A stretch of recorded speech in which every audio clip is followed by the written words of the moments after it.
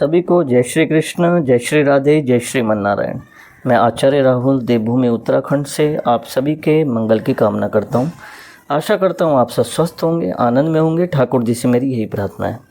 सज्जनों, आज की वीडियो, आज का कार्यक्रम बहुत ही खास होने वाला है उन सभी दर्शकों के लिए, सभी लोगों के लिए जिनकी सिंह राशि है। आज की वीडियो सिंह राशि वालों के लिए इसलिए भी इतनी खास है क्योंकि आज की वीडियो में हम बात करने वाले हैं मासिक राशिफल के बारे में। आने वाला मई का महीना किस प्रकार का रहने वाला है और क्या क्या मंगलता दिव्यता से भरपूर रहने वाला है, किस प्रकार का रोजगार रहने वाला है, व्यापार वृद्धि, कार्यसिद्धि, लक्ष्मी योग, स्वास्थ्य, दाम्पत्य जीवन, शिक्षा, करियर, सभी विषयों में बात करने वाले हैं गोचरीय ग्रहों के अकॉर्डिंग। तो वीडियो के अंतिम तक बने रहें, एक एक बात समझने वाली है और अंतिम में उपाय की बात भी करने वाले हैं। किस प्रकार का उपाय मई के महीने में सिंह राशि वालों को करना है, क्योंकि शनि की ढैया भी 29 मार्च से प्रारंभ हो गई थी, उसके विषय में भी बात करेंगे। सज्जनों, विशेष रूप से चतुर्ग्रही योगों के बारे में भी बात करेंगे। मई के महीने में चतुर्ग्रही योग बन रहा है, उसके विषय में भी बात करेंगे। और साथ साथ कुछ ग्रहों का राशि परिवर्तन होने वाला है। जैसे सूर्य जो हैं वो 15 मई से राशि परिवर्तन करेंगे, मेष राशि से निकल के वृषभ राशि में चले जाएंगे। इसी के साथ साथ गुरु का राशि परिवर्तन भी, बहुत बड़ा परिवर्तन देखने को मिलेगा सिंह राशि वालों को अपने जीवन में। गुरु भी वृषभ राशि से निकलकर मिथुन राशि में प्रवेश करेंगे। इसी के साथ साथ सबसे बड़ा परिवर्तन जो है वो राहु केतु का है। जब कुंभ राशि में राहु प्रवेश करेंगे 18 मई से, और सिंह राशि में केतु विराजमान हो जाएंगे।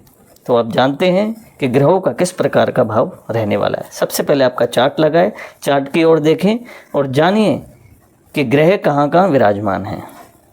तो देखिए, सिंह राशि आपके वर्तमान गोचरीय ग्रहों के अकॉर्डिंग बात कर रहे हैं, हम फलित कर रहे हैं। तो मई के महीने में देखिए, जब तक केतु का परिवर्तन नहीं होगा, केतु जो है आपके सेकंड हाउस में यानी कि द्वितीय भाव में, 18 मई से परिवर्तन हो जाएगा, ये आपके लग्न में आ जाएंगे। इसी के साथ साथ चतुर्ग्रही योग, अष्टम भाव में 4 ग्रहों का योग, राहु, बुध, शनि, शुक्र, ये विशेष रूप से चतुर्ग्रही योग है। अब इससे क्या जीवन में परिवर्तन आएगा, इसके विषय में भी बात करेंगे। सूर्य आपके 9वें भाव में, गुरु आपके 10वें भाव में और मंगल आपके 12। अब ग्रहों का फल किस प्रकार रहने वाला है देखिए। वर्तमान स्थिति कह रही है, केतु देखो कहीं ना कहीं धन भाव में बैठते हैं, तो कहीं ना कहीं केतु का काम है ऋण, लेन देन के विषय में केतु का बहुत बड़ा भूमिका होती है। और निश्चित रूप से केतु जब द्वितीय सेकंड हाउस में बैठते हैं यानी कि धन भाव में बैठते हैं, तो धन का व्यय होता है, लेन देन ज़्यादा बढ़ता है, या तो कर्जा बढ़ेगा या तो कर्जा आप किसी को देंगे, लेन देन का विषय। और उसमें सबसे बड़ी संभावना ये होती है कि पैसा फंसने का खतरा रहता है। अगर ले लेंगे तो कर्जा बढ़ेगा, देने में दिक्कत आएगी, और अगर किसी को दे रहे हैं तो कहीं ना कहीं लेने में बहुत बड़ी दिक्कतें आ सकती हैं, यानी कि प्राप्त होना बड़ा कठिन होता है। लेकिन केतु कुल से उन्नति, केतु कुल की उन्नति भी करता है। कई बार जीवन में हम देखते हैं कि संघर्ष हमारे बढ़ रहा है। हमने, जैसे कि मैं आपको एक एग्जांपल देता हूँ, जैसे कि केतु आपके सेकंड हाउस में आया, आपने घर ले लिया, घर के लिए आपने लोन लिया, लेकिन कहीं ना कहीं केतु कुल से उन्नति, अगर आपने घर लिया है, लोन लिया है, भले ही कर्जा बढ़ा है, लेकिन कहीं ना कहीं उन्नति हुई है। तो स्ट्रेस केतु देता है लेन देन के विषय में, कर्जा बढ़ाता है, ऋण बढ़ाता है, लेकिन कहीं ना कहीं उन्नति का मार्ग भी प्रशस्त करता है। क्योंकि देखिए, लाइफ में जब तक हम रिस्क नहीं लेते तब तक हम आगे नहीं बढ़ सकते, बस सीधे अक्षरों में यही कहता हूँ।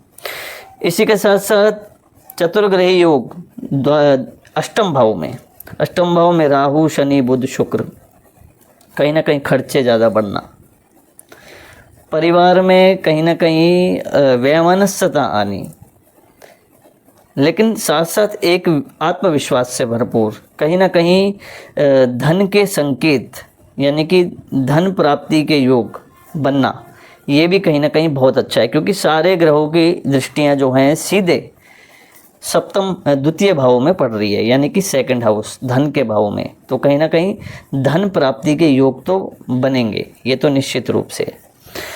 इसी के साथ साथ सूर्य का धर्म भाव में बैठना कहीं ना कहीं आध्यात्मिक बनाएगा, आपको आध्यात्मिकता से जोड़ेगा, और ये कहीं ना कहीं पॉजिटिव बहुत अच्छी बात है। क्यों?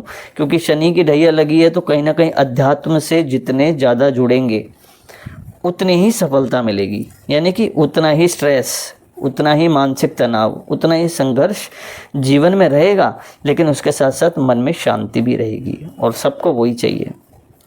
इसी के साथ साथ आप देखेंगे कि गुरु दशम भाव में बैठे हैं, ये कहीं ना कहीं आपको लाइफ में चेंजिंग करवाएंगे।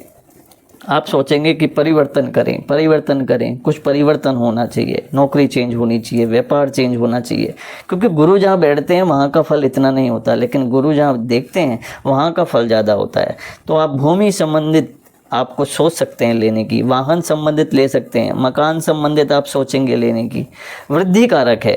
लेकिन गुरु जहाँ बैठते हैं वहाँ का फल इतना नहीं देते, लेकिन वहाँ के भाव को निखारते ज़रूर हैं, क्योंकि वो पवित्र ग्रह हैं, और देवगुरु बृहस्पति बहुत ही एक आध्यात्मिक ग्रह हैं। तो आप कहीं ना कहीं अपने वर्क में देखेंगे कि आप अध्यात्म से जुड़ रहे हैं, तो ये कहीं ना कहीं बहुत पॉजिटिव है।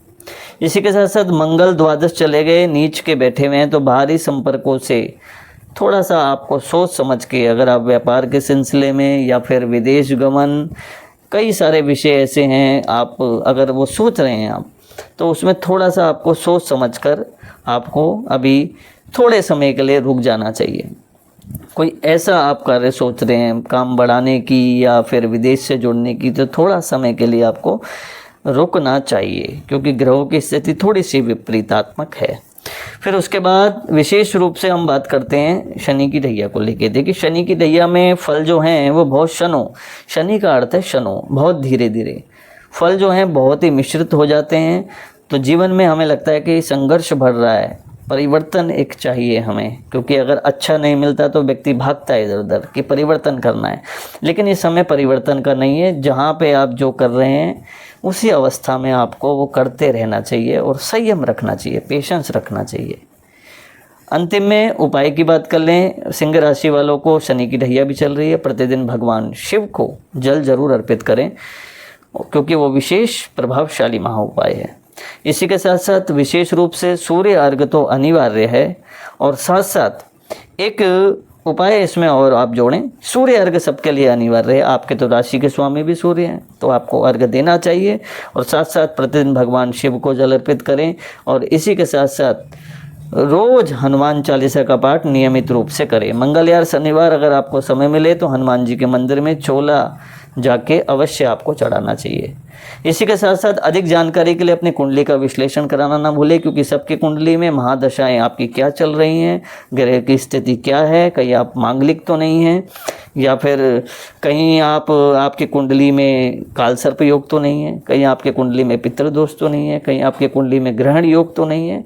ये सब भी देखना बहुत अनिवार्य होता है।